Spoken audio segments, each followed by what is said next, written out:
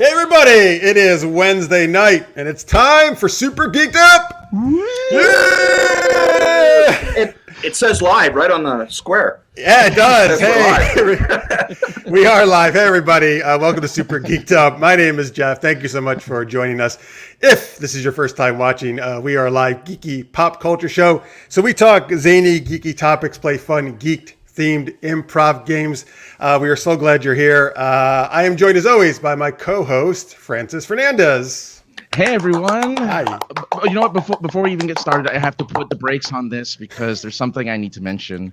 Today is not just a special day for Earpers, but it's a special day for the man sitting to my left or my top. I don't know where he is on the screen. He's somewhere on the screen. But Mr. Jeff Burns, it is his birthday. So everyone in the chat room, give him a rousing happy birthday. He's 25 years old today. Hey. Oh, happy birthday. You look terrible for 25. It's all that, you know, all those cons I go to, man. Wow. All those Dragon Con parties. You know how it is, Kevin. To get for dealing with us, yep.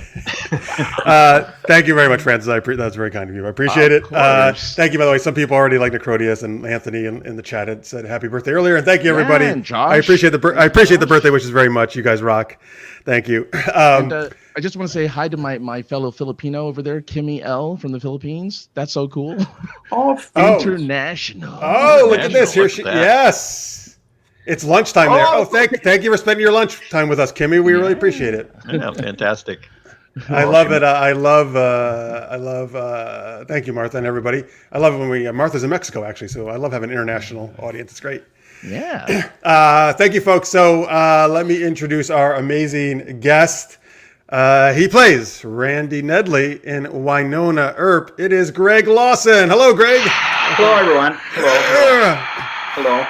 No, please. That was good. That was good crowd effects there. Stop breathing air into the expense microphone.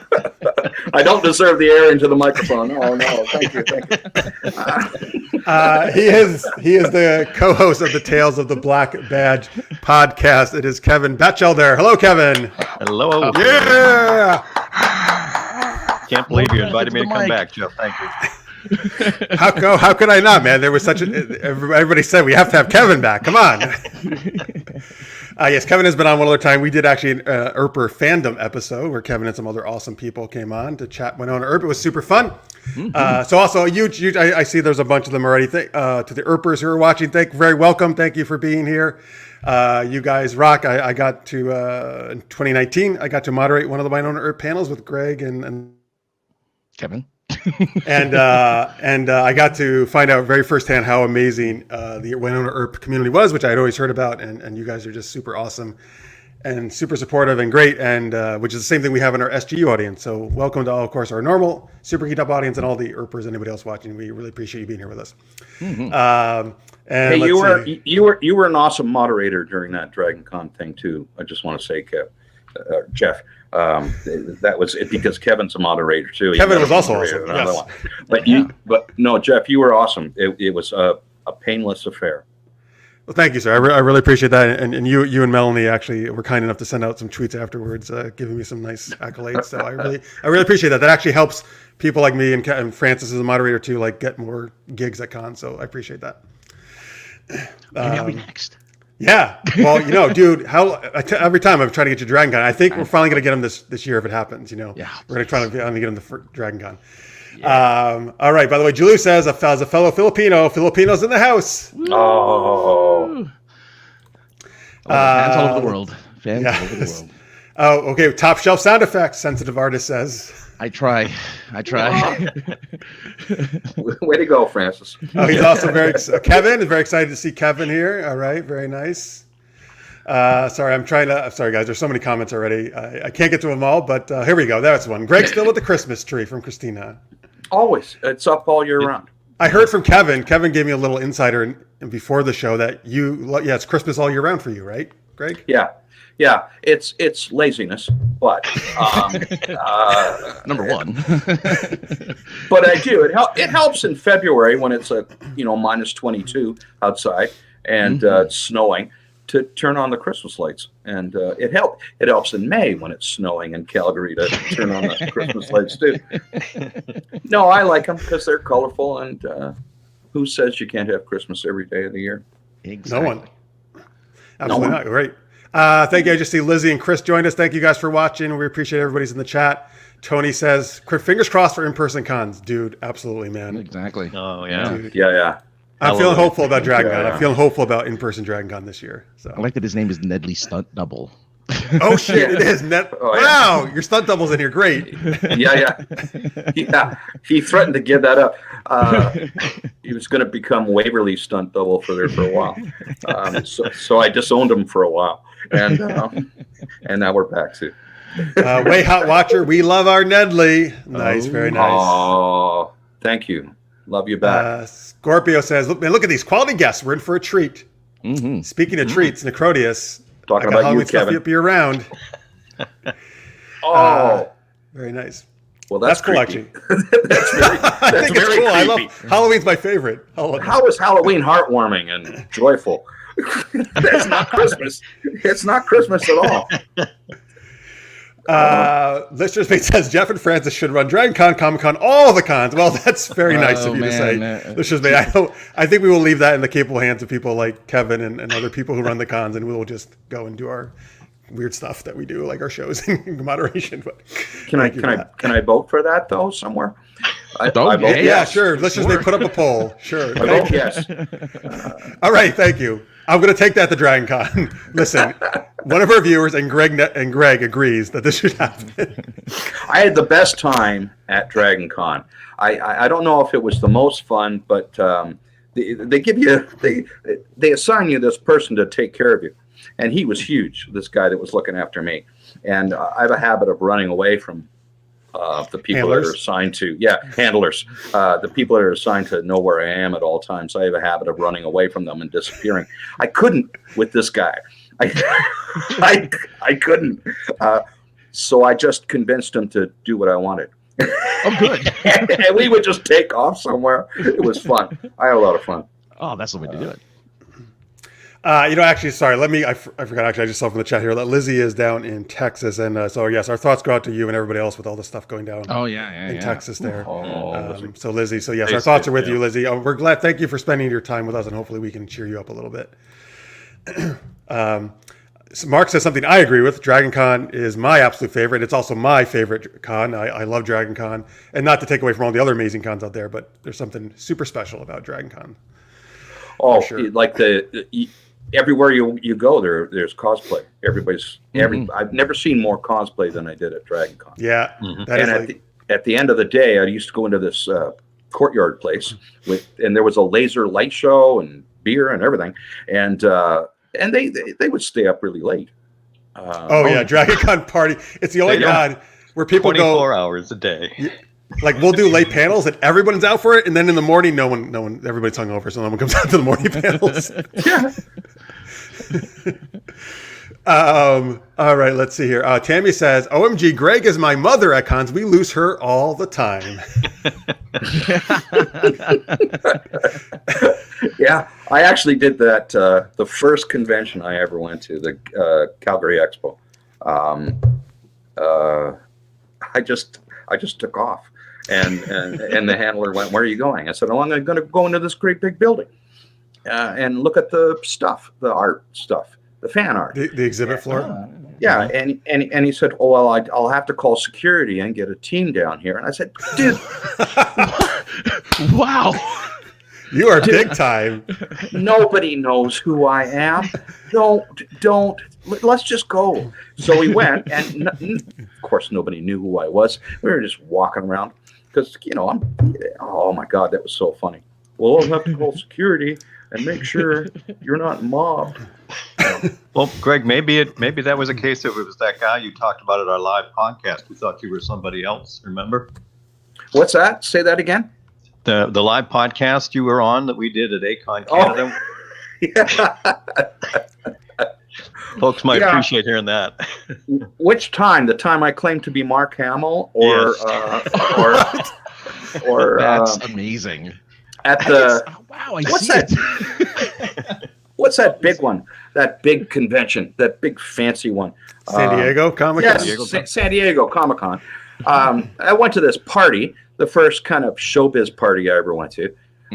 Besides the thanks. I went to this big fancy party, and there were fancy stars there and everything. And I had a black suit on and a black shirt, a black necktie because it's slimming. And I was just stood in the corner and smoked all night and drank my beer. And I wasn't talking to anybody. I thought, well, I'll just stay out of the way and everything will be fine. Pretty soon people started walking up and talking to me because they thought, I think they thought I was a producer or something. Oh. Because I wasn't talking to anybody. I was standing in the corner and I was looking kind of unhappy, and I was smoking. And I think they thought I was a producer or somebody that can get them a job. So all these famous people come up and started talking to me. And I said, hi, how you doing? And they go, where are you from? Canada. Where are you from? Well, Los Angeles. And I go, okay. And with one guy, we talked for like 45 minutes. And I think he was famous because when he walked away, this big team of bodyguards folded in behind him as he walked away. And I thought, well, that guy's famous and I don't know who he is. I didn't recognize him at all. And I still don't know who it was. Hopefully it was Mark Hamill. No, I know it was an actor because we talked about acting for like 45 minutes. Okay. But I did. And at Dragon Con, I met another famous guy who told me all the stuff he was in. And it was really early in the morning, and I was outside having my coffee. And I just looked at him and said, oh, dude, I don't care. and he started laughing. And then he said, bud, I'm with you. Oh, nice. Oh, and we became, every time we bumped into each other, we'd stop and chat, smile and wave. I made a friend that day just because I didn't want to talk show business. It's nice to take a break every once in a while. Yeah. I have to say these conventions have been a great experience in my life. You know, an actor can go through his whole career and not experience that kind of thing. It would make a lot of actors nervous, and it does me too. But I like meeting the fans one-on-one. I'm not a big fan of the panels and stuff you do on stage. It makes me nervous, but I like meeting the fans one-on-one. And I wanted to just mention that the first convention was the Calgary Expo, and I have to send a thank you out to Catherine Barrow because it was at the end of the first season and the beginning of the second or something like that. And the convention was happening, and Catherine was the one who said to the convention people, oh, can Greg come? If it wasn't for that. So she actually, which it was very kind of her. And so she actually started the whole thing. So that's awesome. Thank you, Catherine. That started your convention addiction. That's awesome. I don't know if I'm addicted, but now we're talking Captain Crunch addicted. But all right, well, we're gonna get to something like that in a minute. Yeah. Kat, by the way, was actually part of our Super Geeked Up show at DragonCon 2019. She's awesome. Yeah. By the way, Carolyn still wants Kevin's autograph, as do I, Kevin. So next time I see you, you better effing give it to me. I have mentioned to her on Twitter, we will make it. We will find a way to get you one. I will find a way to do that. Oh, we will make it happen. He also says Greg is the one I would be most comfortable meeting one-on-one. That's nice. Yeah. Oh, I am. Out of the whole cast, the rest of those pricks. No. I'm the nicest cast member. Dominique will have you think that she's sweet. No, I'm just kidding. She's lovely. I found out when I went to a convention. Here's a little story. I went to a convention and I read on Twitter that someone was so nervous that they had to step out of the line, some autograph line, and I don't even know whose autograph they wanted, but they got so nervous that they couldn't do it. They couldn't go up to the table and get their autograph. So I decided, since reading that, ever since then at these conventions, after the day is done, I go down and sit in the lobby. And just in case there's someone there that's too nervous to talk to a cast member, and they might see me talking to other Earpers, and then feel free to come on over and have a word. That's super awesome of you, man. Because Great. it broke my heart to read that someone would be that nervous of us. There's nothing to be scared There's of. actually, I think, a lot of people who get really nervous, and it's very understandable. And so that's awesome that you do that. I love. That's a great story. Oh, I can understand that if you want to approach, Michael, who plays Bobo. But no, I'm just kidding. He's an awesome guy too.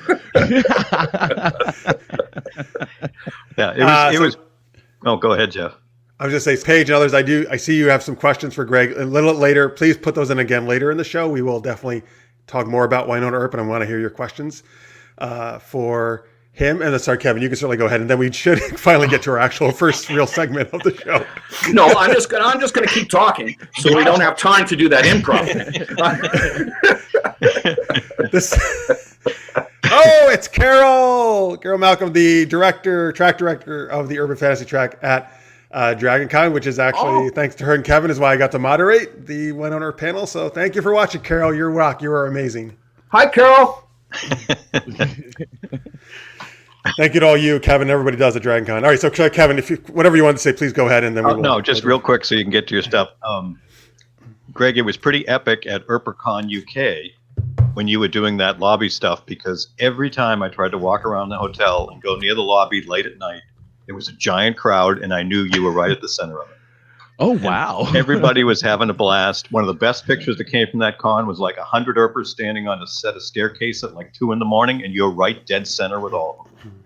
Yes, there's another little sweet story. There was this young girl there. Well, I'll call her a young girl. She was a teenager, but she was with her father, and she was the way I was when I was younger, and she was so introverted, and she's in that picture. I got her in that. I said, no, you have to. If I'm going to be in it, then you have to be in it too. And she ended up having so much fun. I like bringing people into the group, or at least making it accessible. It's hard to go someplace that you're not invited. True. Can be a challenge. I'm not saying I haven't done that before, but all right, I'm sorry. Let me see here. Tammy, yes, Tammy, I highly recommend to everybody. Yes, if you do get a chance, DragonCon is the best. All right, now we are going to go to our first super geeky question of the day, which Francis has for us. Yes. Also inspired, by the way, something Kevin told me about, Greg. So go ahead. Oh, okay. Well, look, we all like to indulge in some delicious meals, and we're going to be asking you guys, what's your favorite real junk food, and which fictional food do you wish was real?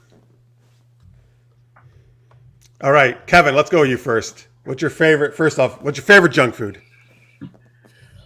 Some folks may be aware of these. They don't get a lot of visibility, but TGI Fridays snacks make some potato skins.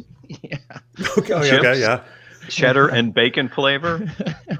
They are just horrible, but you cannot stop eating them. And anytime I see them in a store, I buy the whole rack.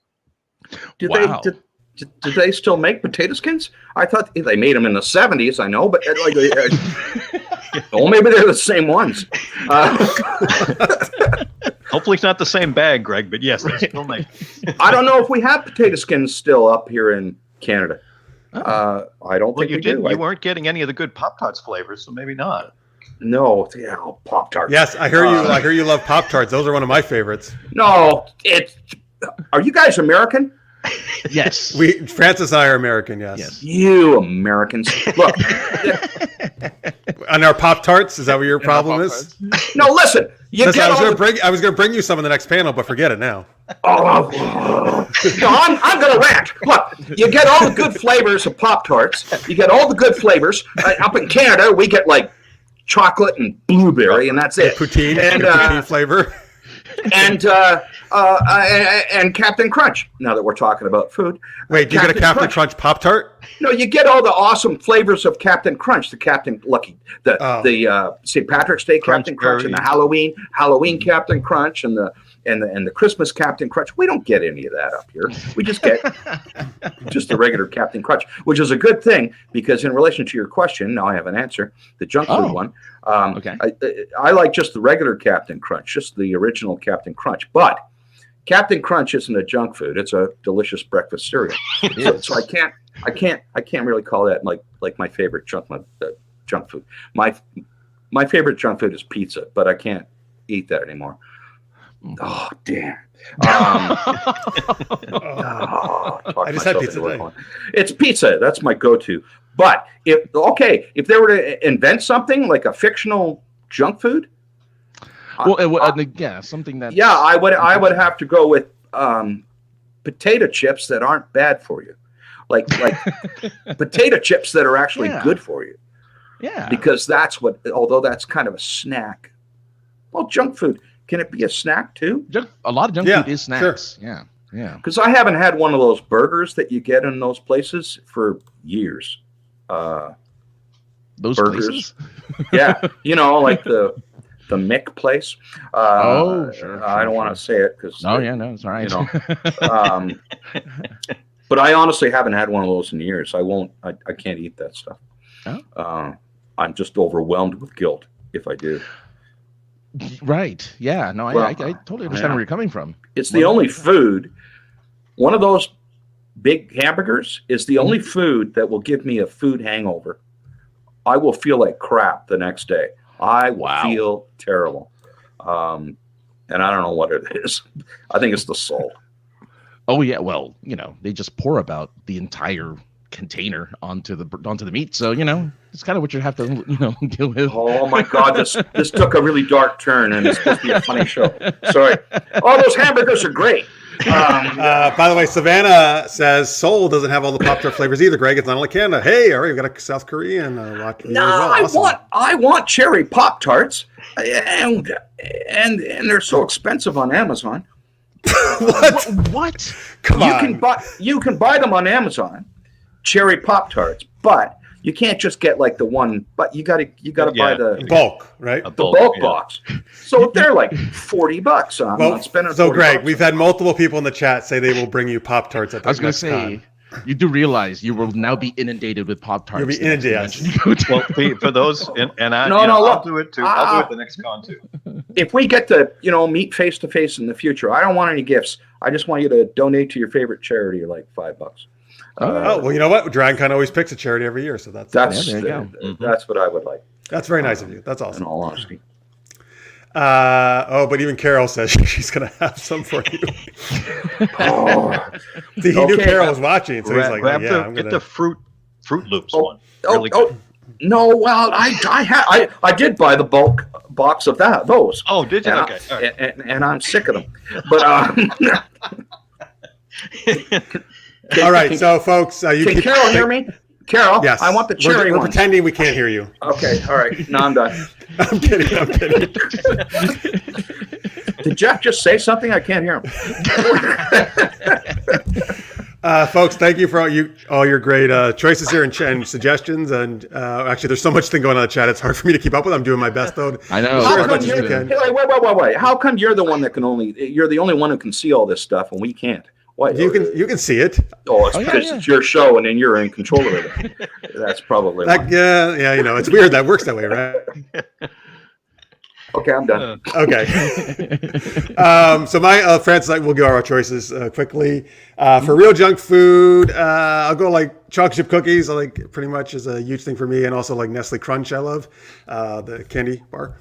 And for like a fictional world one, like I've always wanted, Francis, blue milk or bantha milk to be real because I'm a huge milk drinker. So I want Star Wars, which I know you can kind of get at Galaxy's Edge and Disney, but I want it like real thing. You want it straight from the teat. I understand. Right, straight from the teat. Right. Yes, the bantha. Right from the bantha. That's the way real people on Tatooine do it. Blue milk. Oh, I don't understand that. Oh, this is a nice Outer Limits reference. Comics are fun. I like that. Controls the vertical and the horizontal. That's what you should have been, Greg. You should have been on Outer Limits episode. Yeah. The vertical and the horizontal. That's good. That's really good. There's the announcer voice right there. Oh. Yeah. Root beer from Jaloo there. It's so joyous and happy. And Francis, what would you choose here? For real life, it would have to be an unusual one from Japan. It's a sweet corn potato chip that tastes. Nobody likes it except for me. Everyone thinks it tastes terrible, but I think it's that can't great. be true, or they wouldn't sell it. I guess all the Americans that I know don't like it. I'm the weirdo that enjoys the sweet potato chips over in Japan. Serve that at a party, and you're good to go. Yeah, I think so. I'll be the only one eating it, but yeah. That's the idea. And I've always, as for fictional, anytime I think of fictional, Hey, food, you got a fan here. Yeah. Oh, there you go. Well, you know what? She's Asian though. She's from South Korea, so she understands. Well, that's what I'm saying. Yeah. First off, you realize there are many Asian people in America. No, but I like mean, yourself. They develop a taste. No, they develop a taste for. They don't like the weird stuff sometimes. It's weird. So All right. It makes me unhappy. But anyway, cheesy poofs. Anytime I think of fictional food, I think of cheesy poofs from South Park. I know they exist in real life as actual Cheeto puffs, but cheesy poofs I think must taste amazing because Cartman eats them all the time. The macarons from The Mandalorian, which are made from bantha milk. That's why they're blue. Yes. Even though Mark's is throwing up in his mouth from blue milk, he said, well, Mark's, that's the whole point. It's supposed to happen when you drink it. No, I'm sorry, Savannah. I thought you said maybe it was. Oh, you're from the Savannah. U.S. I'm sorry. Okay, thank you. So I thought somebody said soul earlier. Even better. Thank you, Savannah. There you go. That's actually right. That proves your point even more then, right? All right, cool. Thank you, folks. So that's our first super geeky question. You can still keep putting your choices in there if you like about your favorite junk food or what fictional food you like to be real. Mm-hmm. Okay. We're going to go to our first geeky game of the night. This is called Make an Awesome Movie Even Better. So this is where we take a famous movie scene and we perform the scene, but we do it with accents or in a way that would not be correct for the scene, okay? So today we are doing a scene from Indiana Jones and the Last Crusade, my personal favorite of the Indiana Jones quadrilogy, I guess you say at this point. No, don't talk about that. I know. I actually don't mind it. I don't mind the fourth one that much. Well, whatever. Just this is a good one, right? I think we hopefully we're also going to agree this is a really good one. So we're all going to play certain roles in this, but we need you guys to give us different accents or ways to do the character. So that, for example, that might be an actual accent like Russian or French, or it might be something like do it like a pirate, be a robot, be Arnold Schwarzenegger or whatever, something like that, right? So in the scene, Greg is actually playing Henry Jones, the father Henry Jones, as played by Sean Connery. Kevin is the lovely Elsa. Elsa, right? Elsa. It is Elsa, like from Frozen. Okay. So he's the lovely Elsa, who actually sleeps with both Indy and his father. Not in this scene, but. And then, so Francis and I are gonna swap back and forth, playing Indy and any other like random German role that comes up. So we're just gonna go back and forth. So we need throw out different accents or type of characters. So folks, so Greg and Kevin, you can choose whatever one you like to do here. I'm gonna share some. You can also see them in the chat though. We have do it like a cowboy. We have a Norway. I'm just gonna put up a whole bunch of choices. Then you can just. We have Russian. Norwegian. Italian robot. And then we have a robot pirate. Right after that. French C-3PO. Oh boy. SpongeBob SquarePants. A fairy. I've never seen that show. We have a leprechaun. A French dragon. Brooklyn Elmo. Oh my God. These are great. Swedish. All right. Does any of those strike your fancy that we mentioned? Okay, I'll do something from Sesame Street. Okay. It may be a mixture of all of them. Oh, sure. Absolutely. That's even better. I like it. Okay, so Henry Jones will be Greg will play him as different characters from Sesame Street. Some other choices now are Yoda, Drunk New Yorker, Cogsworth. Dudley Do Right. Oh my goodness. Kevin, anything standing out for you? Yeah. Let's see if maybe I can put a fairy spin on it. Ooh. Okay, so you'll be the fairy Elsa. Very nice. Maybe. Don't worry. Whatever me You friends determined? All right, Francis. Well, we got to choose one for what we're doing, right? I already got mine. I'm SpongeBob. It's cool. Oh, all right, great. You're going to be SpongeBob. I love But it. I won't be Sean Connery, unfortunately, for the one who wanted it to be Sean Connery. It'll be. I know. Harrison Francis Ford does a very famous Sean Connery, particularly from Russian. Red October. from Hunt for Red October, because he just sounds like Sean Connery. He's not Russian. Anyway. What about you, Jeff? What do you think? What about you, birthday boy? What are you going to pick? I'm trying. You know what? Fine. I'm going to do. So my go-to is French, but to challenge myself and to make it really terrible, I'm going to do a leprechaun. Oh, leprechaun. Very nice. All right. Oh boy. And I said I would do every scene as okay. So I will start then. Okay. So hang on. All right. So France and I will switch back and forth, playing Indy and the other characters. Kevin is Elsa, and Greg is Indy's father, Henry Jones. Which is funny because the second line, one hot mess. The second line is two people. So Jeff, you have that one because I start right. So you'll have to have the yes after that. Sorry, I muted myself. Yes, I will. I will have the yes. Don't mute yourself when this is happening. I know. I'm trying to.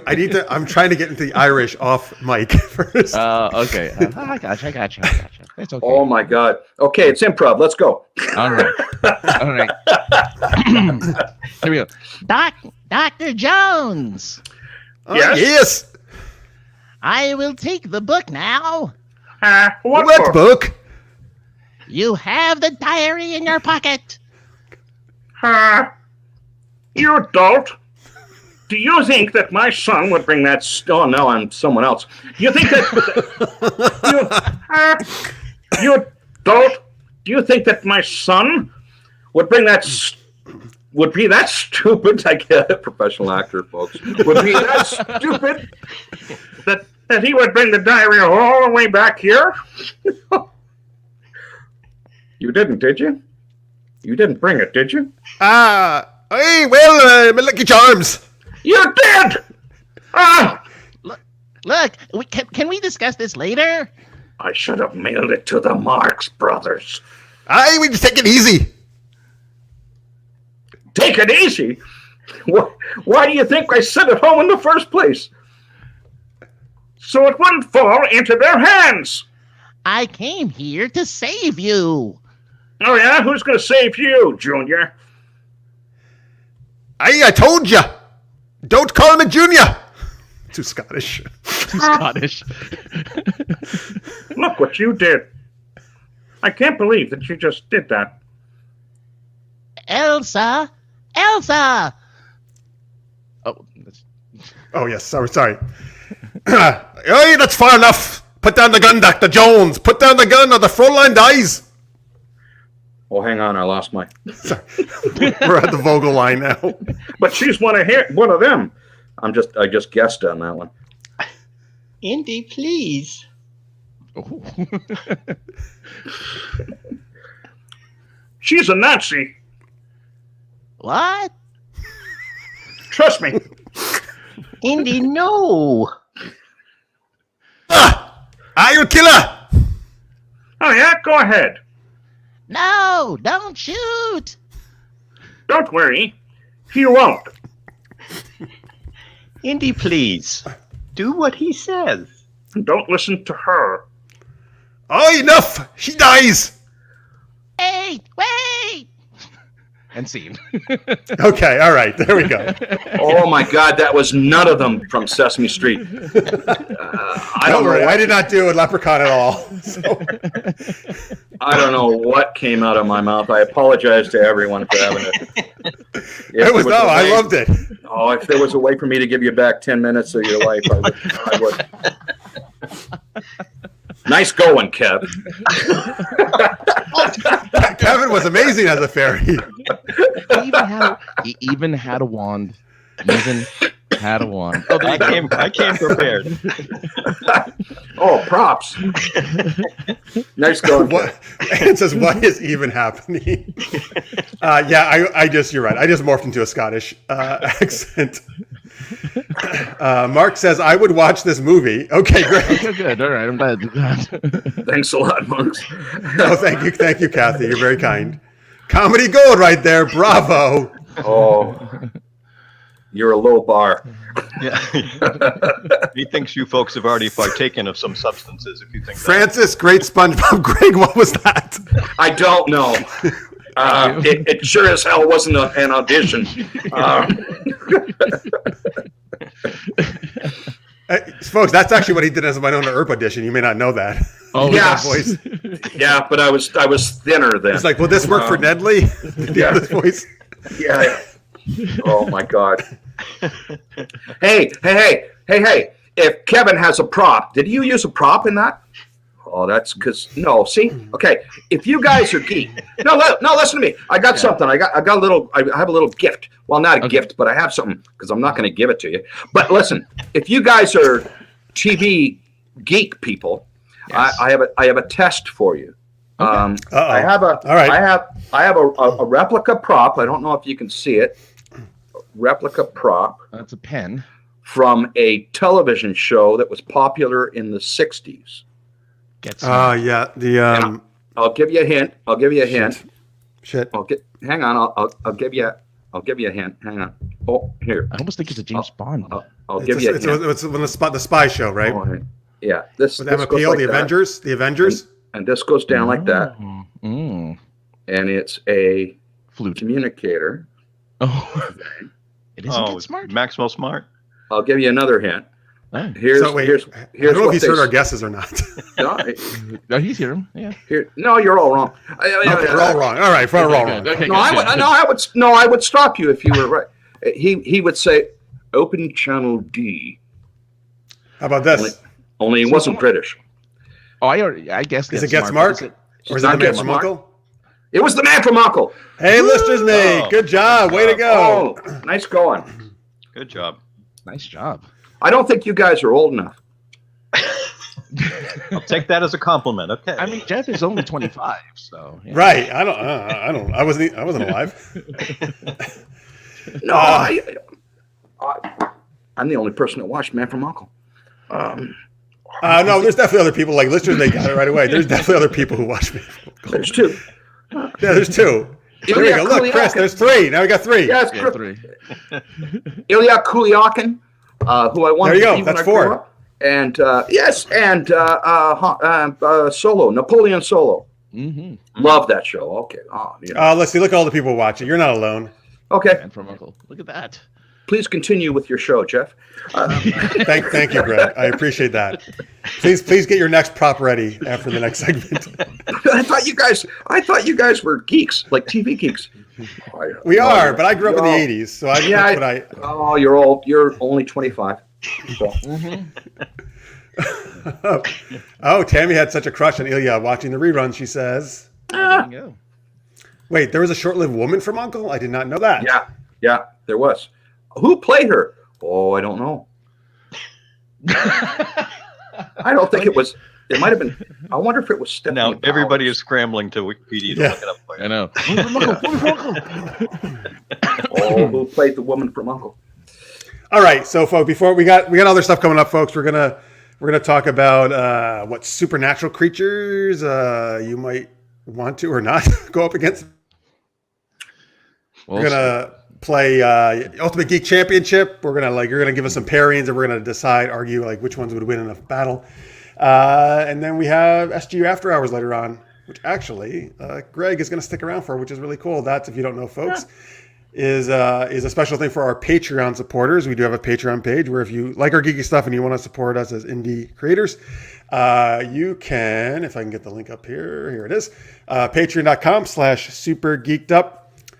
Anybody who's at the $3 a month level or higher gets to watch the After Hours, so you can come geek out with Greg and us some more.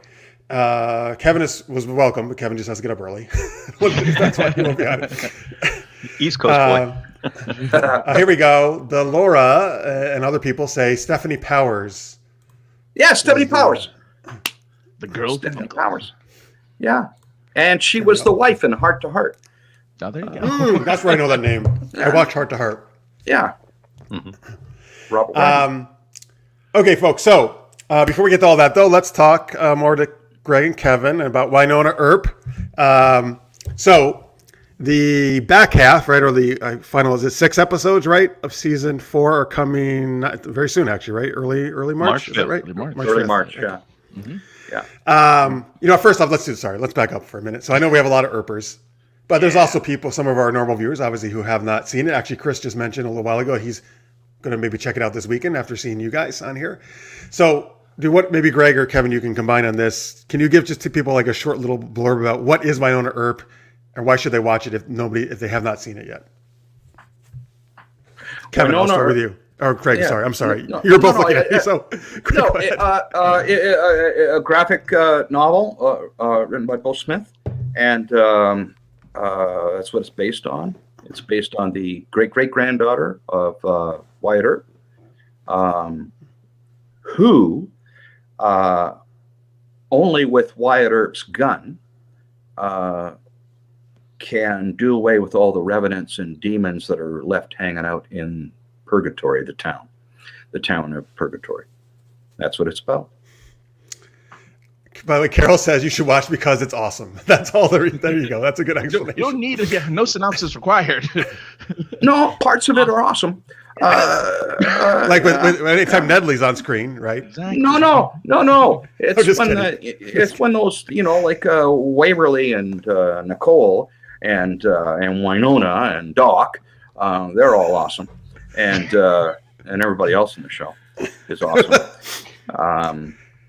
I'm And the old Greg fat Lawson. guy. No, the old fat guy just wandering around, Stop it. retired for like 4 seasons. It's the best. Absolutely, It's the best. Nedley. Is this Thank 10 p.m. Eastern? Is that when it's airing? Is that what? That's Yes. on sci-fi here in the States. U.S. Yes. But in Canada, they renamed the channel, right? Is that true? What's the channel? I don't know. I don't watch it. I honest to God don't watch the show. I know a lot just- of actors don't like to watch. Yeah. No, I'm one of those actors. I don't watch the stuff. It's not. I will if I want to see something that another actor does. But I think it's on CTV. CTV, Oh, I don't maybe. know. Yeah. Yeah. I'm sure they'll tell us in the chat. What? In the That's really embarrassing. I can't even plug the show I was in. You're great. By the way, Tony says Nedley with a shotgun Hawaiian shirt. By the way, that's why I'm wearing a Hawaiian shirt in honor of Nedley today, which I also wore when I moderated. Because you wore yours when I moderated, actually, on the Dragon Con. I wear a Hawaiian shirt most of the time. Yeah, that's why I wore it, just for you, man. I don't know why I'm not wearing one tonight. I just not. Yes, there we go. CTV Sci-Fi or CTV Space is what. Yeah. That is correct. I just read that they just You are rebranded correct. recently, I think, whatever it was. It is correct. I think it's like early March. March 5th, yes, Kevin said. Yeah. Wynonna Earp says, me, I got a demon-killing gun. Yeah. Comics Are Fun had asked, did you film it in Vancouver? No, it's filmed in Calgary, Alberta, Canada, North America, Western Hemisphere. Oh, okay. Planet Earth. You have the coordinates for that? Calgary, Alberta, and I'm glad they did come here to shoot because I live here, and that's probably how I got the job. So That's very No, it convenient. definitely makes Yeah, it that's easy, great. an easy commute, Yeah. so that's good. Scorpio Funny is story. correct. Oh, I'm sorry. Just that people can catch up Oh, on yeah, yeah. Netflix, right? On all the old seasons if they like. yeah. In the I in the don't. U.S. Yep. I don't know how many seasons are on Netflix.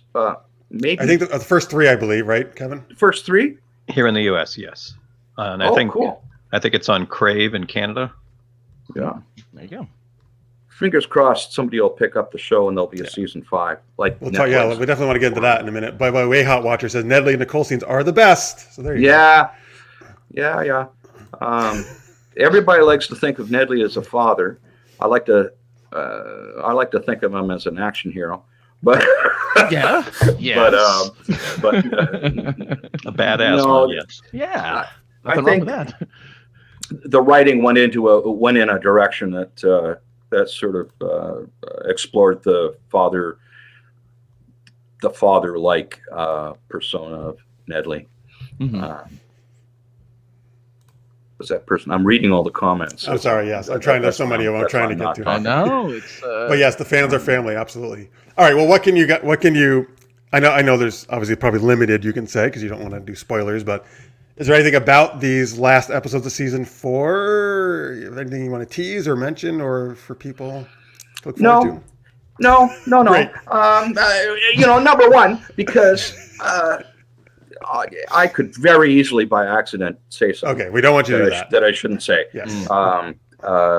Because my brain doesn't work correctly most of the time, and so no. And the other reason is that I don't really remember, so. So, by the way, folks, this is a great time, and I think Paige, you had one earlier, which I'm sorry it was so far up in the chat, but you can ask any questions you have of Greg or Kevin now. This is a perfect time to do it. Laura has a question. Laura 107. Greg, have bits of Greg snuck into Nedley or vice versa?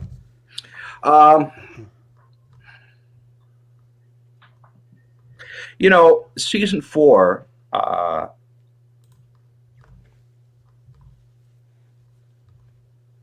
I would say that a bit of Greg has snuck into Nedley in season 4, but it's because of the writing kind of was more comedic for Nedley in season 4, and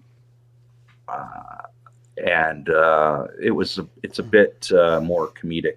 So my kind of comedic instincts did creep into Nedley. Yeah. Best of Santa. That's season 3. I'm going to get fired, but I have to say that no, I liked season 3 Nedley better than I liked season 4 Nedley, just because I think that there was I rode the balance of the comedy versus the drama a bit better in season 3. In season 4, it was for me, it's a bit too comedic for that character. He gets drawn into a lot of situations.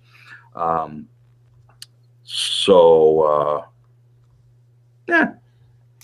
Okay, another question. Did Nedley eat Calamity Jane, and who's feeding Calamity? Are questions from the viewers? I have no answer to that. You got to ask Emily that one. I have no answer. I have no answer. I don't remember. I don't remember. No. I did a live thing before, and I told this big story, and I said, "Oh, maybe I shouldn't say that. Is this live?" And it's too late now. It's live, right, Kevin? Yes. Yeah, that's right. Okay, here's some other questions. Greg, how do you think Nicole will do as sheriff? Awesome. I think she'll be an awesome sheriff. I think, I don't know. I kind of get the impression Nicole doesn't need Nedley anymore. It's become more of a comfortable relationship. Season 4. Not really doesn't need him anymore, but needs him less. She's an awesome sheriff because she's I think she has less doubts about how to go about it. I think there was a moment there when she was worried whether people would like her as sheriff, like with all that Bunny Loblaw stuff or any of that. But no, I think she'd be an awesome sheriff. All right. Well, it's fantasy. She'll always need Nedley. That's nice. Yeah. Let me see here. I just missed a question. Here we go. From Anne. Greg, have you taken anything from the set of Wynonna? Oh, that's a yes. I wanted something, and they wouldn't give it to me because I'm not a great big movie star. What did you want? Everybody else was going into the wardrobe trailer and just picking out what they wanted, and I asked for something, and they went, "No, you can't have that. That's too iconic." And what was it? It was the belt buckle, and they wouldn't let me have it. They wouldn't give it to me. And it's a belt buckle from a secondhand store. Some rodeo buckle from a bull riding thing. I based my whole character on the damn thing. And they wouldn't. But I can understand that they have to keep stuff like if the show's going to go again, they don't want it getting lost or anything like that. But I have the boots. There you go. I have the boots. That's not a big score. They're from a secondhand store too. So, it's not like Tim or Melanie, where they buy everything brand new and have it tailor made. I get the shit from the secondhand store. Except for that one time when lovely wardrobe department took me shopping for a Hawaiian shirt for season 3. Hey, There you go. That they absolutely ruined in season 4. They cut it up, put blood on it, and all that. So, Storytime Angry Greg makes me smile, Christina says. yes, because Greg just talks about nonsense for apparently hours and hours. You having a good time, Kevin? Jesus Christ, you haven't said a single goddamn word. I don't have to. Yes, we're going to get to Kevin in a minute here. I'm sorry for swearing to you religious people. Oh, you can swear as much as you want on the show. It's fine. I didn't mean to do that. By the way, so the hashtag bring Wynonna home, you guys have been using right recently, but we got a new one here from Ann. Bring Nedley's buckle home. So let's get that trending, folks. Yes. No, don't get it trending. I'm going to get into trouble. That's going to get me into trouble. They're going to go, oh, look at him now. He's been to a few conventions. He wants the belt buckle. No. Don't do that. I shouldn't have said that. That was rude of me. No, I don't care. What was that one? What was it? What that top shelf Greg content. Oh, okay. Top shelf Greg content. Okay. I got the boots. Nice. Oh, I've got the boots. You know what I really like? The best stuff that I've gotten from doing a TV show ever is the art, the fan art. Oh yeah. Like at these conventions, I love going to the fan art section just to have a look at whatever things. But people have given me stuff as gifts, and I bought some. But I have it framed. I have I've got about 5 or 6 pieces framed and hanging around my desk in the other room. Oh, very nice. That's the stuff I sort of value more than I used to value getting the character's hat. Like I have hats from a lot of the stuff that I've done, the westerns and all that. You know a lot of westerns. But I stopped doing that because it's not nice to ask for stuff. That other people pay for.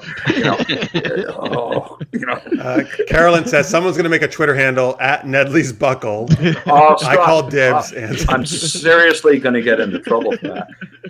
Actually, yes, Emily does watch our show every week, folks. So she probably. Oh, I'm dead. The Nedley spinoff is done. It's done before. Oh it even shit! started. A Nedley spinoff. I would watch the shit out of that. No, that's a joke. No, but now I want it. Now that you've said it, I didn't realize I wanted it until you said it. Every week, Friday night, 8:00, watch Nedley retire. Nobody wants to watch that. Different Hawaiian shirt every week. Yeah. Sitting on his porch. All right, so Kevin.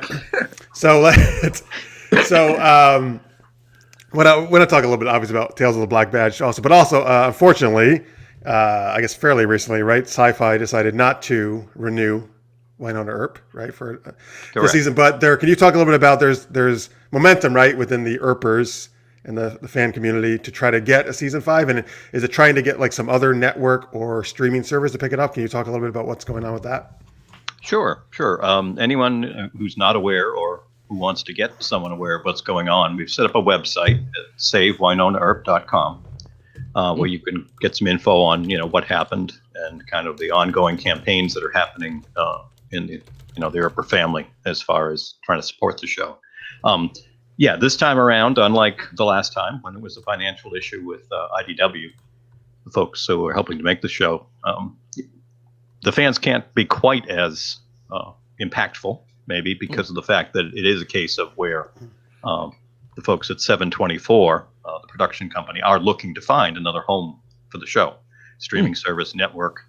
One of the producers was quoted in a recent article from the Calgary Herald, as a matter of fact. Jordy Randall talked about how they are talking to other networks to see if they can line something up in the next few months. But so what the Earpers' job it really is right now is just keeping the show highly visible on social media, lots of Twitter campaigns, reaching out to some of the networks just to kind of let them know the show is out there, talking up the show, keeping the visibility high. There's some things that are developing kind of shall we say, in the real world outside of social media to help keep the visibility up. Like, last time we had the billboards in Times Square. So there's some other ideas that are going on. So yeah, just feel free to check out that website or look, as you've mentioned, Jeff, on Twitter, the Wynonna Earp hashtag or the Bring Wynonna Home hashtag will let you see what some of the Earpers are doing. Kind of support those producers and see what the possibilities might be. The Earpers do not give up and will never give up until we're told otherwise by the folks behind the show. So I remain cup half full. When I got the phone call and they explained the situation, I said, well, as disappointed as we are, I think that my thoughts are with all the other disappointed people that are going to be on Twitter and like the Earpers. Or as someone once said, those Earper people, which I think is hysterical and a really nice compliment, actually, although I don't think he meant it that way. But no, I remain cup half full. I hope there is a season 5. It's a great bunch of people to work with and to work for. Just an absolute blast. So That's awesome. Fingers crossed. Mm-hmm. Well, yeah, you've got like the best fandom and supporters out there, man, like I've ever seen, pretty much. And not to take away from any other fandoms out there, but like Earpers are just amazing. So you've got tons of support, which is great. Greg, do you know, has Emily, who, folks, if you don't know, that's the showrunner, was there like a goal about how many seasons she wanted to do to tell? Like, do you know about that? Like, have you guys ever talked about that? Or no, I don't really know anything. No, I'm serious. I really don't. I got a phone call and they go, do you want to come back? And I go, yeah, okay. And I am one to take things 1 year at a time or one season at a time. I don't think about things, so I don't ask. I'm sure that like a lot of television shows, a lot of show creators and writers have kind of like a Bible that they go with, which is basically a rough outline of a story that they would like to tell. But sometimes they're free to divert from that, or like television shows evolve as they are filmed. You have writers that sort of watch what the performances of the actors and they go, oh, well, look at that quality. We didn't know he could do that. Let's write something for that. So it does change. So I don't know if there was a specific, I'm sure there was a major outline, but I don't know if there was a specific story to tell. Okay. I think it's a creative process is what I'm saying.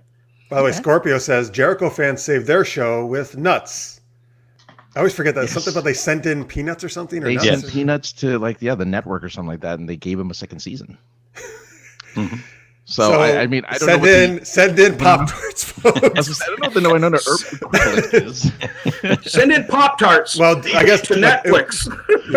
Or I guess like donuts or whiskey, I guess, right? If you wanted more from the show or something. Or tacos. Tacos, they're tasty. You send in tacos. Christina says, Earpers, polite, no chill. And then Earpers are the phrase, I'm all in personified. Very nice, guys. So, yeah, there we go. Whiskey. There's what she's on the same page here. There you go. Okay. I don't think nuts play a big part in this fandom. No. Send in a potato, Michelle says.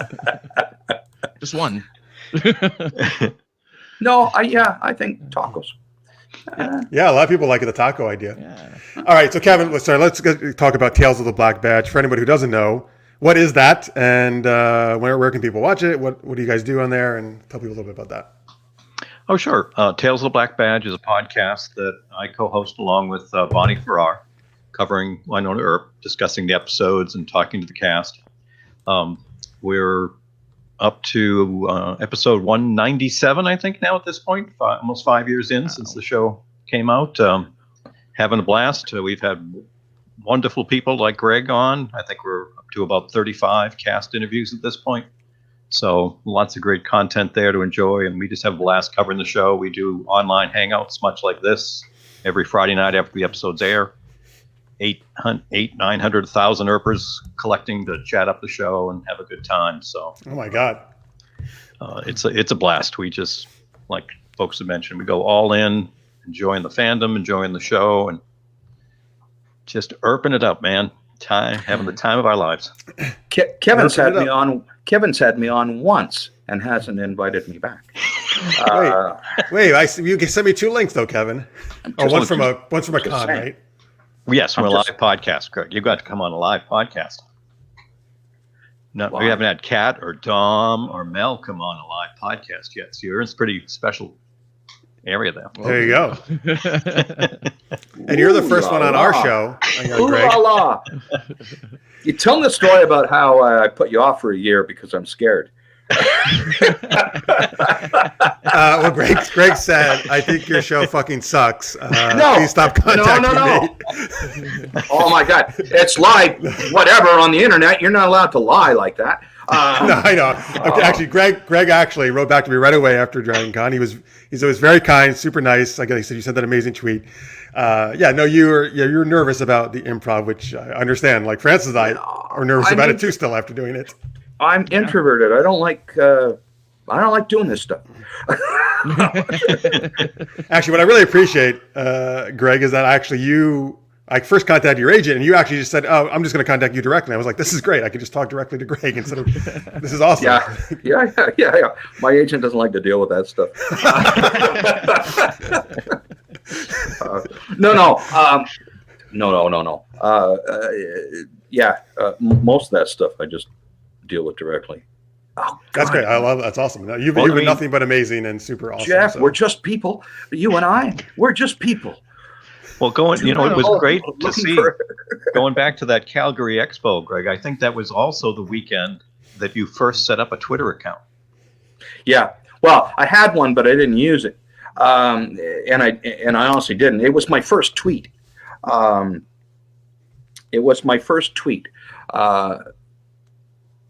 Which would Twitter just blows my mind. Twitter. If it can't be used for good, then don't use it at all. It's my motto. Oh, amen. Yes, amen. If you're not gonna help, if you're not gonna be part of the solution, then maybe don't tweet. Is my feeling on that. You just reminded me something. This is a special little moment in terms of cons, those conventions. I was sitting at a table. I didn't think anybody would want to talk to me at the Expo one, the Calgary Expo. And everybody who did come up and talk to me made me feel really welcome and stuff. I was really nervous. And this guy comes up, this young fella, and he had a gift. This is the first time I got a gift. And he handed me this gift, and I opened it. And I said, "Is this for me?" He said, "Yes." And I said, "Well, I didn't get you anything." And so I opened it up, and it was a Christmas necktie. And that's nice. Yeah, and he said, "Do you remember the episode where you were Santa?" And I said, "Yeah." He said, "Do you remember coming in and saying hello to all the background performers, the extras, and chatting it up with us?" It's something I try to do with background performers. Oh, that's so cool, man. Well, you're going to make them feel like they're part of the scene, which they are. They're just as important as everybody else. So I chat with them, and, if they're nervous, then that might help. Anyway, he was one of the background performers, and I said, "I like your tie." And that was the tie he was wearing, was the Christmas one. So he ended up giving it to me at Calgary Expo. I'll never forget that. That's that kind of an awesome, special kind of a thing. That is awesome. That is super awesome. Yeah. dude, that's you're the man. Seriously. Yeah. But now I forget what we were talking about. That's right. No, I was just saying you talked about it took a while to get you on the podcast. I mean, it took you a while to get active on Twitter. We reached out and said, whenever the time is good for you. We had tons of people asking us, when are you going to get Greg on? When are you going to get Greg on? So, But I don't understand. I don't understand why. That's what I don't get. Because I do have. You know what? Something just popped into my head about these last 6 episodes of season 4. Yeah. Okay, there's something I can tell you about them. It may Great. be a spoiler. Well, I hope I'm not fired. But because there was a lockdown, like 4 months of lockdown, Nedley is an extra large in the last 6 episodes. I'm huge. I'm huge.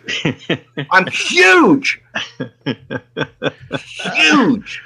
And there's no scientific explanation for it in terms of storyline. So, the hell with it. Damn virus. All right, that's no. I learned how to cook Cuban food on YouTube, and that's so I blame YouTube. Nice. I blame YouTube. Anyway, I'm losing weight now. What were we talking about? All right, well, let me give some love here to Kevin because we got some in the chat. Love Kevin and Bonnie. Shout to Bonnie, Kevin, because I think they're a huge reason why Wynonna has such visibility. Y'all feed the fandom. That is so well said. Actually, yeah, Kevin and your co-host, please, big props to them. They are huge part of the Earper fandom. We are very blessed. Love to Bonnie too. Yeah, we are very blessed. The more Nedley, the more to love. By the way, she says. I'm sorry. Yes, Kevin. Well, I can give one little tidbit here for the folks who are, cool enough to be here at this point. I have seen a screener for episode 407, the one that premieres on March 5th. Oh, very nice. Can't give spoilers. Nope, I'd get in big trouble too. But I will just, and it's not a shocker to say it, but I will just say that the Earpers are going to love it. They are going to love it. Right? It is quintessential Wynonna Earp. Nice. Just get ready, folks. Ready to have some fun. Kicking it off in a great way. All right, awesome. We got some more love for you here, Kevin. No, you folks are very kind. This group of people, the Earpers and the love, it's so tangible, like Greg said. I mean, I've been going to Dragon Con for 15 years because it's amazing. And the Earp Con's the same way. The same kind of electricity, the energy, the love you can feel from the folks there, just appreciating what other people are passions for, whether it's folks who are involved in the shows like Greg or other fans who are just a big part of it. It's the way the whole world should be. So by hook or by crook, if you can get to a Dragon Con or an Earp Con at some point when they become back in person, do it. Do it, folks. You will have a great time. Oh, yeah. There's no... I haven't noticed... the one thing I've noticed is an absence of something in any group of Earpers, whether it's online or in person, and it's the absence of negativity. There isn't any. There's no negativity, which is rare when you get human beings in the same room, and I think that's truly special. Absolutely, yeah, totally agree, and that's why I'm sorry, Greg. It's almost like people's positivity and goodwill feeds each other, so absolutely. So that we all arrive into this happy cloud space. Now, I'm not talking about Google or anything, but you know what I mean. Like it's kind of a floaty atmosphere. There's the stress kind of goes away. Absolutely, yeah. I mean, Francis and I feel the same way about our Super Geeked Up viewers. We actually 2 weeks ago, right on the episode 300 that we did, we talked about how amazing they were, and they're always super positive. So very, very similar to Earpers. And so we just got a bunch of amazing, positive, super amazing people in the chat tonight. So thank you guys all for being here. We really appreciate you. And thank you all for the support for Wynonna Earp and also for our show. By the way, Carol said, she brought donuts to the fan panel for season 1. Is that because I did that in season 3? I didn't know she had done it 2 years before me. Oh, Carol, you always come with the best ideas first. Oh, yes. Carol is always on top of things. Because I thought, this will be great. I'll bring donuts. So there you go. You guys have gotten donuts a couple different years, I guess. And we got to give major props to Carol, too, because she gave me my first opportunity to moderate a Wynonna Earp cast panel at Dragon Con a few years ago. And I've been blessed to have been able to do it now at, I think, 9 different conventions. Ooh, wow. Which, again, amazing. But I will never forget that very first one there at DragonCon too, because there is nothing like, and I'm a fan. I'm not a member of anything in the industry, but to come out on that stage that first time and look out at 2,000 plus Earpers, I mean, you can physically feel the electricity and the energy. Oh, yeah. Greg knows this very well too, the same way. So it's just amazing to have that. Like we said, we need more of that in the world. Mm-hmm. Agreed. Absolutely. Agreed. Yeah. All right. Sounds like Victor, one of our fans, is going to start. You guys have convinced him to start watching Wynonna Earp. So there you go. Excellent. Great. Let's see here. All right. Oh, we are now the triad of like moderator. It sounds like a criminal organization. All right. So let's go here. Let's go on. Thank you guys. Thank you all the Earpers for the questions and everything. We appreciate it. Kevin, just let me know. I know you need to scoot. Let me know whenever, if that's now. Or Yeah, I do for some other commitments I'm going to have first thing tomorrow. Okay, so this is actually a good time to do it. Yes. Huge thanks. Kevin has to get up early in the morning, so Greg will stay around with us. Kevin, it was great to see you again, Kevin. Yes, great to see you, Greg, and we will have you back on the podcast. Don't worry. Oh, okay. All right. We're not letting you off that easy. Oh, okay. All right. Anytime, Kevin. Anytime. I'd love to talk. Thank you so much to Kevin for being on. You can follow him at Wynonna Earp Pod, right, for Tales of the Black Badge.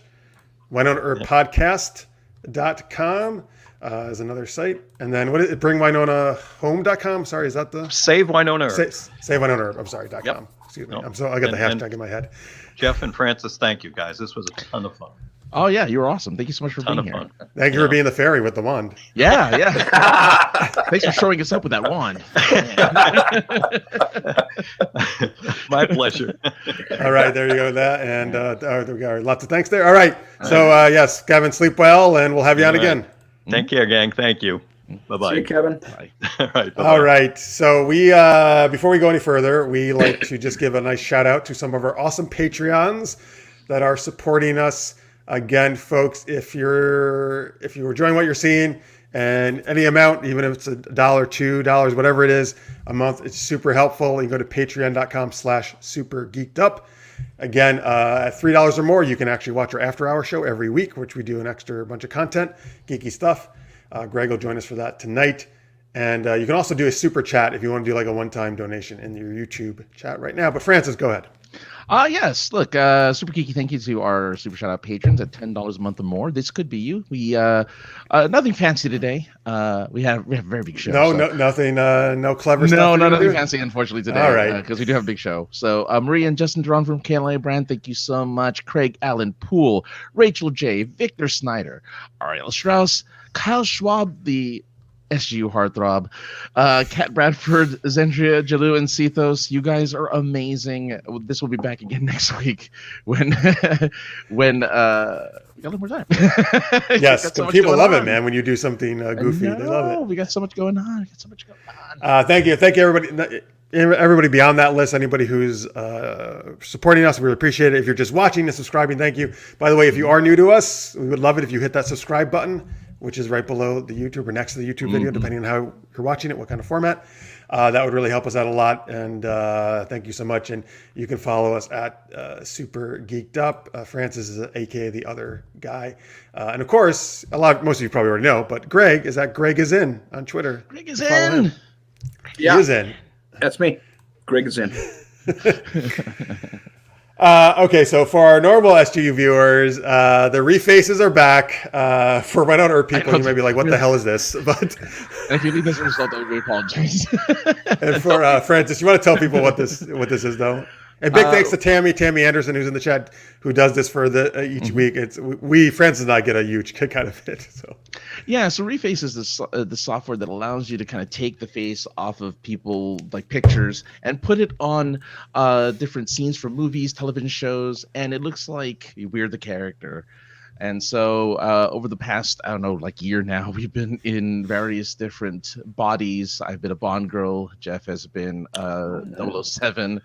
So we have been the Spice Girls, Dirty the Dancing. Spice Girls, Dirty Dancing. So we've had a lot of fun just kind of showing off these really fun little And folks, if you like this, you can do the Reface app yourself with your friends, I guess. And every. Yeah. So Tammy went with the Fifth Element theme tonight, which is actually a movie I really love. Greg is going to freak out. So, Greg, you're going to see our faces on. I love Gary Oldman in this.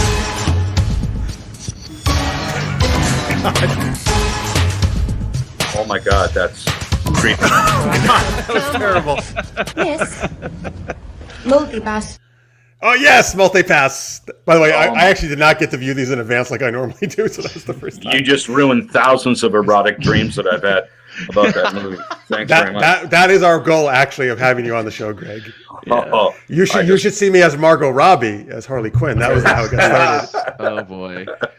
I don't have that one ready right now, but here's Francis. If that didn't get you hot enough. Oh yeah. As a Ruby Rod. I actually did pretty good as Ruby Rod. Are you kidding me? That's pretty fantastic. Oh, she's swooning. She's gonna swoon. Wither. He's gonna set the world on ice. What I'm looking at? Intimate is the stud muffin's middle name. So tell me. I have the best hair. Oh, that girl was getting a little bit. My God. She got the vapors, Nice. Francis, when she saw you. Yeah, I like that. Caroline's like, I removed the movie from the spank bank. Yeah, you probably need to now. Listen, is that stuff? I think we're adding it. Wait, we got one more, Greg. Then you can say okay, go ahead. That you want to throw up. Oh, this has an Irish jig to it. I look so.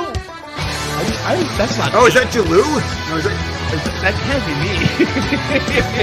I don't have that. I think it's right.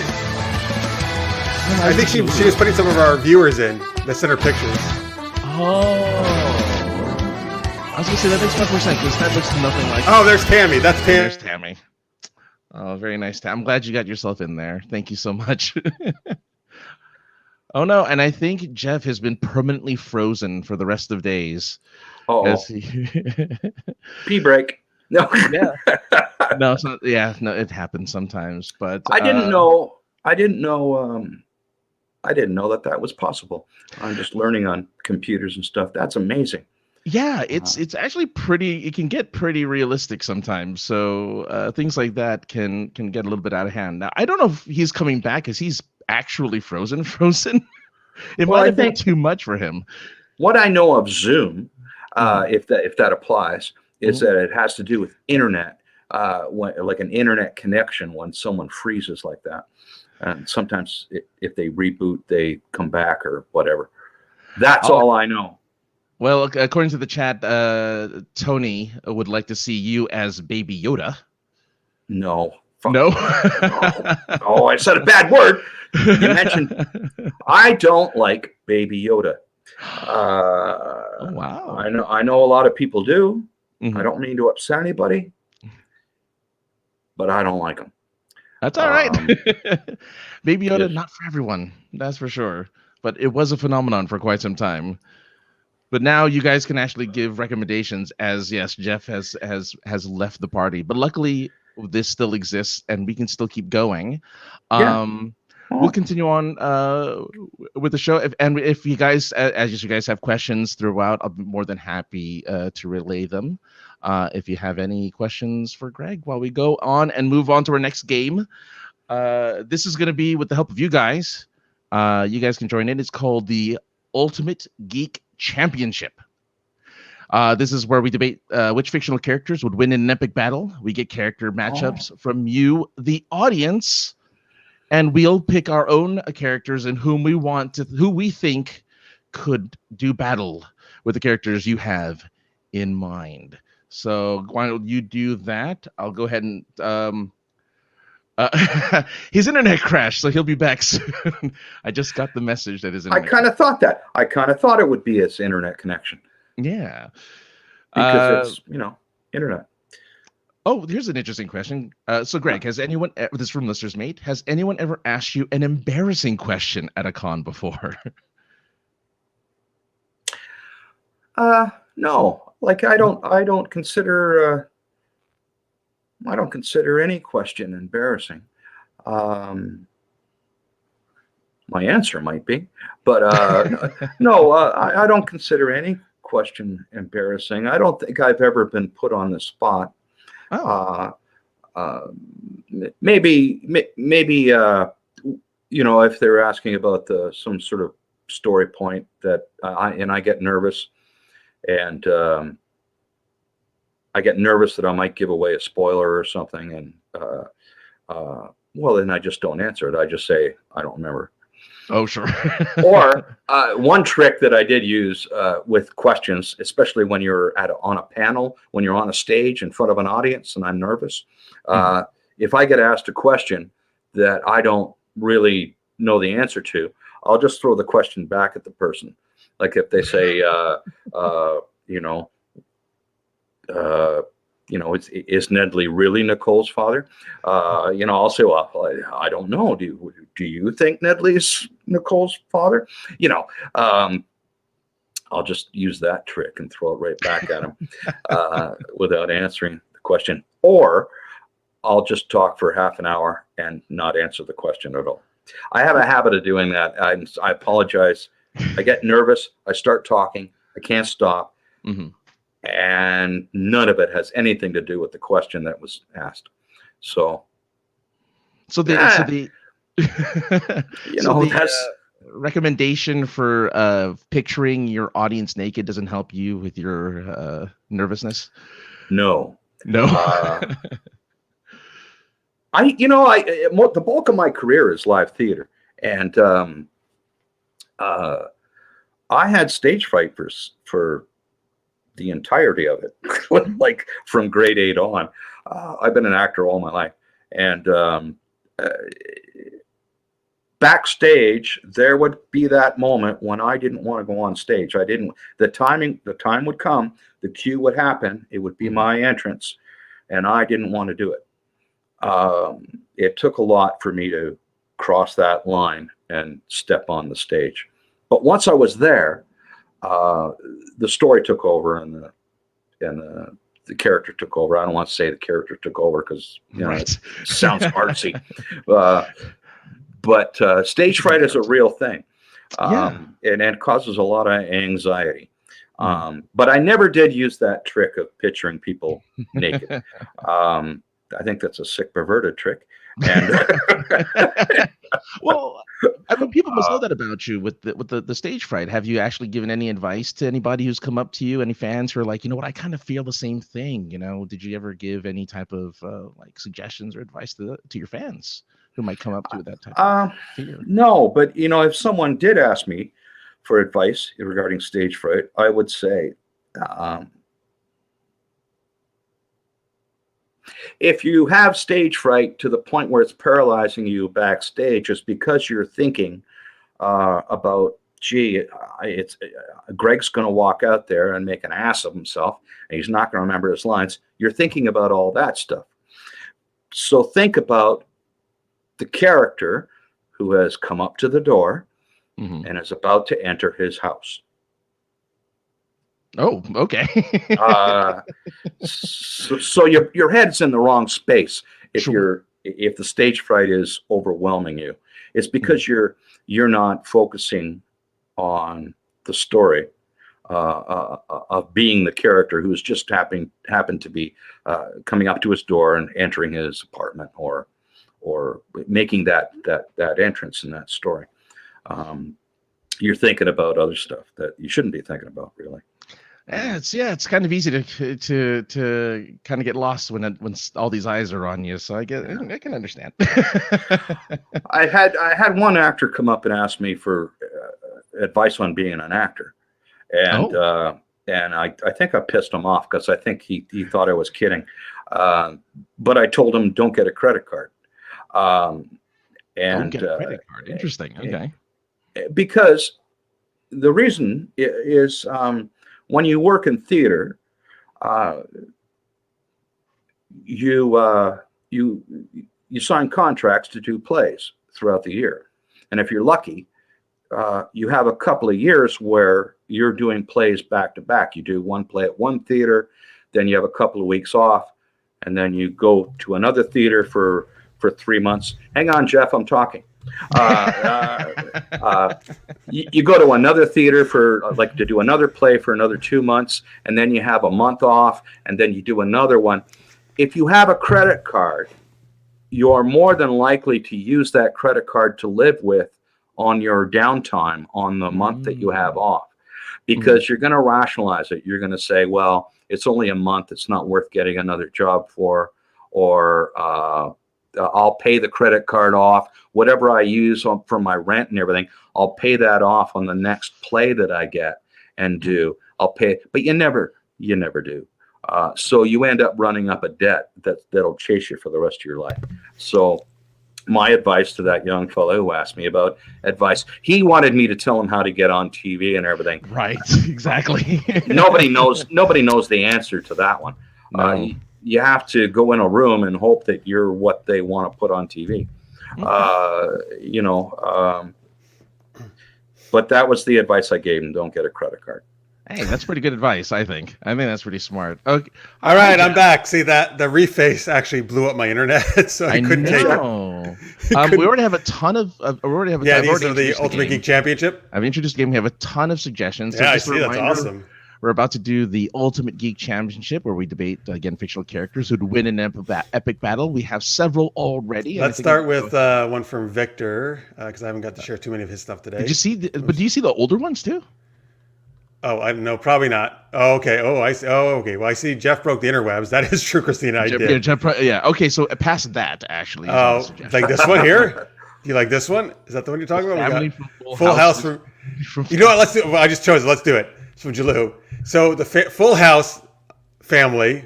So I guess not Fuller House, but the original Full House versus Family Matters, which were around on the same time. So TGIF. Are you familiar with these shows? Show. With Greg? I'm trying to remember Family Matters. Family Matters was set in Chicago. The African American family. Steve Urkel is actually probably the most well known. Okay. All right. So I'm going Family Matters all the way because you know it's one of my favorite shows, Francis. I love Steve Urkel. Yes. I mean, first off, right? Look, Steve Urkel would just annoy the shit so much out of the Full House gang. Forget it, right? Like they would just run away. They couldn't take him. Well, also the Full House. And calls police officer. The Full House gang doesn't have a nerd in their cast. I think I got to go with Full House because I think that those little girls are going to cute them to death. That's a good point. They'll be so distracting that they'll just sort of psychologically warp out the Family Matters guys. That little Urkel can go all he wants, but those two little girls, they're beautiful, beautiful eyes. That would cute them out. That's my vote. True. Cute can trump annoying, so I kind of. So what do you say, Francis? If I were to pick, not to show favoritism towards the guest, but Greg wins in this one. All right, he doesn't have to win all the time. No, he's not. Please show favoritism towards the guest. Yes, please. All right, let's go to the next one. This is actually working in some Wynonna Earp stuff and also some Buffy, Angel. We got Doc Holliday versus Spike from, I don't know if you're familiar with Buffy the Vampire Slayer. Anyway, Spike's a vampire. If you don't know, that's just kind of all you need to know for good enough for that. Okay, well, I'm going with Doc Holliday. Of course I am. I don't care who Spike is. Doc Holliday can kick anybody's ass any day, anytime. I'm going to agree with you. I love Doc Holliday. Love him in Wynonna Earp. I love one of my favorite. I was just reading a little bit of Val Kilmer's biography the other day about his Tombstone days. I love Doc Holliday in Tombstone. Doc Holliday, I agree. Spike, honestly, I mean, I love Spike. He's one of my favorite characters from Buffy, but he's kind of not that competent if you really get down to it, what he does. So I think Doc Holliday kicked his butt. Yeah, and they're both immortals, sort of.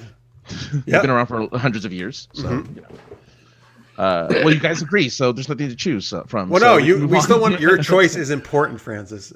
I don't. Francis just tries to get away without choosing anyone. That's what he does. I'm playing. Look, I had to keep the ship afloat while you were gone. So I feel like I have. So you're like, I did. Whoa, that 5 minutes. That was enough work for me. I got some leeway, man. What are you saying, Francis? I tuckered you out? Like, what the hell? Oh, you said, Oh, wow. Oh, my God. All right, well, Francis, which ones? Do you see any ones you want to? There's a lot of great ones here. I'm curious about this Barnacle Needley versus Bobo here. Oh, Barnacle Nedley. Nedley turned into a monster. That was called Barnacle Nedley. No, Bobo's got to take Barnacle Nedley anytime. Bobo, yeah. Bobo is another character in Wynonna Earp. He's a bad guy, and Revenant, like a supernatural guy. Bad guy. But Barnacle Nedley, Bobo can think. I'm not so sure that Barnacle Nedley, he was sort of like just an organic kind of monster guy that ate everything. He didn't really think. There wasn't any method to his madness. So I think Bobo would be able to outsmart him. Oh, look, I think, does this question tie right into what you're asking about? Greg, how was shooting the scene with Dom, Kat, Tim, and Mel on that episode where they discovered you were the monster, the one that Mel directed? I think in a very nice way. She's asking, what was it like to be naked in January in Calgary? It was great. Mel was great. Mel, you work with directors, and I'm going to be honest here. Some directors you work with aren't actor friendly. They're not an actor's director, they call them. That's a director who's sympathetic to the process an actor goes through. They're more open to a collaborative process than some directors. I've worked with some directors who don't like actors, and that's the truth. Mel was great because I think it's better if you have someone who was an actor direct you, because they're more empathetic to what you're going through, and they get it. You have more of a shorthand in your discussions, so it's economical. You get on with things faster. Mel was terrific. She was very tasteful. Placed all my trust in her. I didn't like being naked. It was embarrassing more than it was cold. Although the wardrobe, people just, they took care of me. I wasn't cold at all. I filmed that. They had me so bundled up I couldn't even move. Like between shots. It was great. It was great working on that. What can I say? All right, awesome. Here, so Sycamore Matt has sent in a lot of really cool ones. I'm just going to choose this one. Inspector Gadget versus Inspector Clouseau. Inspector Gadget. Yeah, yes. All right, yes, I love Inspector Gadget. I grew up with him. Yeah. What makes Clouseau funny is that he screws everything up. So he accidentally solves the crime. Inspector Gadget would kick his ass. Exactly. Wouldn't he? Oh yeah, totally. Oh yeah, Clouseau, clueless. I mean, what are you doing? Clouseau wouldn't even know what hit him. He would try to figure it out for the next. Gadget is also clueless, but he has a lot of cool gadgets, and he's got Penny and Brain along with him. I was gonna say he has help. It's really smart, awesome help. Clouseau is solo on that one. All right, Garfield versus Heathcliff. I'm Garfield all the way. Like, not even close. Who's Heathcliff? He's another orange cat. Yeah, weirdly Who's a troublemaker. No, Garfield. I know who Garfield is. Well, Heathcliff is also orange cat. Yeah, weirdly enough, Heathcliff is the same exact. It's like, but he doesn't love lasagna like Garfield does, right? He's not. I don't know if he's as lazy, but he kind of gets into mischief a lot, right? Heathcliff, he causes a lot of. I don't think he even hates Mondays either. No, he doesn't hate Mondays. Is he like a TV show or a comic or a comic? He's one of the cartoon. He's a cartoon, right? And a comic strip. Yeah, he was a comic strip too. He was the direct competitor to Garfield. Garfield's laziness was a direct competitor to Heathcliff's kind of. He was so manic and out there. Yeah, a hyper cat. A hyper cat. Yeah. I don't think I'd like him. No. It's why more people know Garfield over Heathcliff. Victor says Garfield wins. Yeah, I think Garfield wins. By the way, your stunt double says Captain Nemo versus Captain Kirk. Ooh. Oh, look. I know who you are. I know who you are. Look, Captain Kirk can kick anybody's ass. I just lost an earbud. Captain Kirk can kick anybody's ass. And I would like to have just a moment to discuss the difference between Captain Kirk and Captain Picard. Oh. Just a moment. Just a moment. Captain Nemo, he's in a submarine. Captain Kirk is in a spaceship. That's a Anyway, look. Captain Kirk versus Picard. Okay, here's Picard on the bridge of his spaceship, and he comes up against this huge problem. And he goes,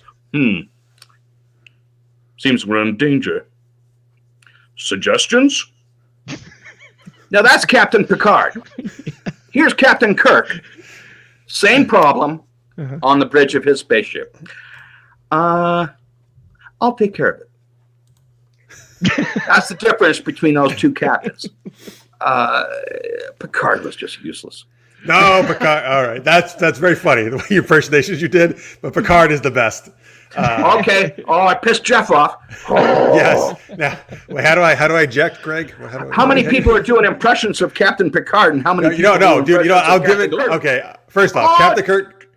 Just do the tally. That's all. I would like to just explain my point of view. Oh, that's really good. All right. So Captain Kirk wins today because you did a great impersonation. I'm gonna have to say we need to do more games with Greg that have impressions.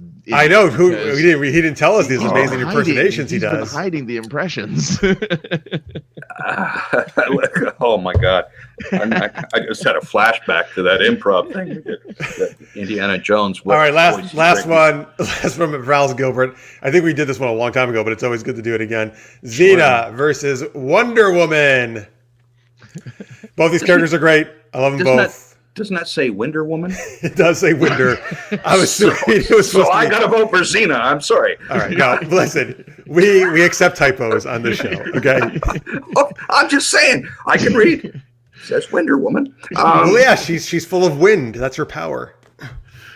Why? I'm going Wonder Woman because she's a goddess, right? I mean, Xena's amazing. Well, maybe at one point Xena was a god too, right? She's a daughter of a god in the show. She's like half daughter of. Yeah, that's true, and so is Wonder Woman. All right, that's true. But I think it's if you take those both, and Xena's great. I love Xena. I love the show. But Wonder Woman, I think, is still much more powerful. The way you see those characters in their respective universes, I feel. I appreciate. I don't know. I just love Wonder. I also just love Wonder Woman a little bit more. Space. She's from space. Who? Wonder Woman? Yeah. Well, she can go into space. Yeah. Well, she's from space. All right. Anything sci-fi, I think, is going to win in Greg's. I know, right? Here. If it has the sci-fi. Greg doesn't know anything. Greg's just talking. All right. So, Francis, Wonder Woman or Xena? Xena. I don't know why. Xena's just. Cool. All right, that's fine. So we had to quite enjoy it. Everybody's loving your Star Trek. They really love that I pissed you off about Picard. Well, that's fine. The people love Captain Kirk was more direct. I do agree with that. People love debating the captains. They always do. Kirk is cool. He was more direct, except for his speech pattern. Right, except that it took him. Except Picard everybody would have been doing the thing. Like 5 minutes while Kirk was still speaking and trying to tell them what to do. Yeah, it's more like engage versus I think we should go to war. That's what I'm telling you. That's good. Mark says the word win isn't for Wonder Woman. That is true. All right, next time we do, Greg's going to play Captain Kirk the next time we do a game on the show. When he's on this. That's what we should have him do. Exactly. All right, so let's do this quick. I'm assuming we skipped over the second super geeky question. Is that what happened? Oh, we did. You're right. We did. All right, so let's just do that briefly to get a full geeky compliment in here. Our last super geeky question is: if you had to go up against any supernatural creature in real life, I understand you would probably not want to do this in real life, but let's say you had to. Which would you choose? Like, vampires, zombies? Now that I know that Barnacle Nedley exists. Barnacle Nedley. Is that who you would go against, Francis? Against Barnacle Nedley, now that I know that exists. No, Barnacle Nedley wasn't very fast. I'd like to go up against a vampire. Because, me too. Now we're in agreement. Good. Because you have the daytime. You have a downtime. You have a daytime where he can't, come get you, and you can run away. Mm-hmm. You can use that daytime to run away, and then he has to find where you are again. You can keep running away. Mm-hmm. Oh, yes. I also choose a vampire, but mainly just because I have a fantasy about a sexy vampire biting me. So just being turned into a vampire. Oh, I didn't say it was a female vampire. It could be any vampire you want. That changes everything. I'm like let's go a Kate Beckinsale Underworld. That's what I'm thinking. It's a G. She's awesome. Oh, I love Kate Beckinsale. Yeah, she's awesome. One of my favorite actresses. Yeah. All right, good. I'm glad we have some agreement now after the Picard Kirk synergy here. fight. I like it. Let's see here. By the way, this is a very good point that Way Hot Watcher makes. That Xena did defeat Greek gods all the time. That's true. That's true. That's true. Oh, it's Gregton Kirk, by the way, instead of Captain Kirk. Gregton Kirk. Oh, Gregton Kirk. Oh. Victor would fight a werewolf because he has lots of silver about the home. All right, that's good. He's prepared for werewolves. That's interesting that you just happen to have. Well, silver. maybe he needs like his utensils are silver. Maybe he just needs. No, maybe. I don't think he has a silver bullet lying around or something. Yeah. You guys, I'm just going to go across the room and get something. I'll be right back. All right. So, Francis, what would you do in the supernatural creature if you had to fight one? So I actually got to look at in my research. We actually did research. Okay, great. I did some research for the show. Yeah. Apparently, well, here's the thing. All of the monsters that on Wynonna Earp, for the most part, are fairly good looking. Like whether they be male or female, except for when they tear people's faces off. Face off. No, Page or or John Travolta in that Face Off season, but This is my prized possession. Oh my goodness! It's a communicator. Or communicator. It's a communicator, and if you open it, I don't know if you can hear it. Oh, I hope. Yes. Yeah. You hear that? Yes. And it makes all these sounds. But the coolest thing about this is that it's Bluetooth. It'll connect to my phone, so that when people call me, I talk to them. You can actually talk to them, hear them through that? Yes. I've always wanted one. Yep. Do you always speak amazing. Like Captain Kirk when you use it? No, that would be silly. No. It's hysterical in the pub when you go and someone calls me and I get to actually that's use so this. Awesome. That is so cool. I love that. You got the best props. You do. Toys, man. If you can't buy toys for yourself, what's the point of having a Christmas tree up all year round? Right. So Brownwind says, "OMG, I love this, Greg. That is epic. It's content." That too. All right, folks. You can. I guess that. Hey, we actually got through everything. Good. So, folks, we are going to do some after hours with Greg. Greg is very kind enough to hang around for that in our after hour show. What's going to happen, folks, is we're going to end this stream and we were going to put a new one up in like about 5 minutes or less at patreon.com/supergeekedup. If you go to the homepage, the very top post. Yes, almost. Absolutely. I got to do one when my internet crashed, so I already got one, luckily. But oh, my God. So we really were carrying the load for you. So if you go to patreon.com/supergeekedup on the homepage, in a few minutes, you'll see a new YouTube feed there where you can watch After Hours. Again, if you also go there and you pledge at $3 or more per month, you can get access to that and all our past After Hours shows and content as part of a Patreon supporter. Let's see here. And tonight we are talking, that kind of Wynonna Earp themed, our favorite movies and shows featuring supernatural elements.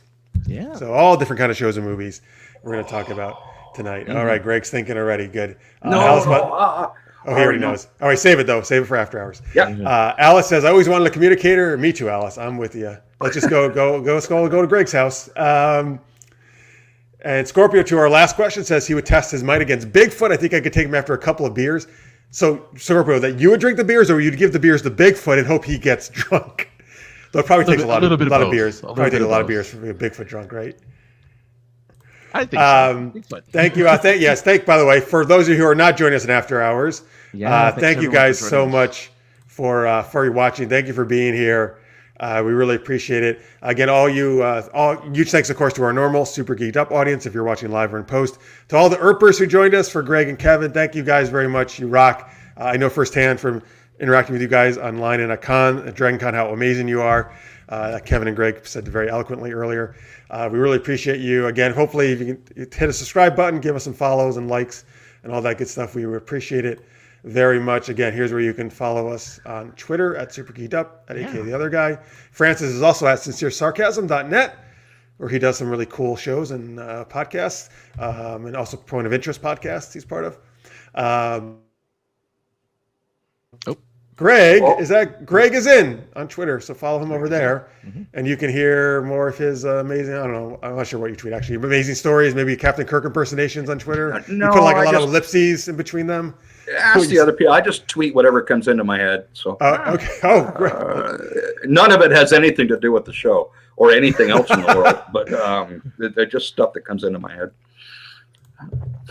All right. Love you, Greg. Way Hot says, watcher.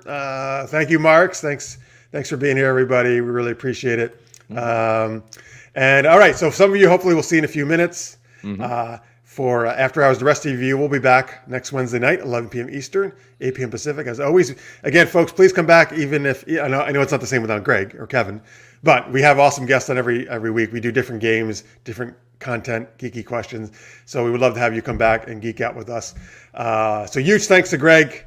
Thank you so much for being here. Thanks Again, we'll see you in a few minutes, but for people who are just watching this main show, huge thanks to Greg and to Kevin, of course, who was on earlier. Kevin's awesome. He's a great guy. And thank you always to Francis. And thank you mostly to the viewers, of course, all you guys who spent your time with us, or if you're watching in post. We love you guys. Until next week, stay geeky, everybody. We'll see you soon. Bye.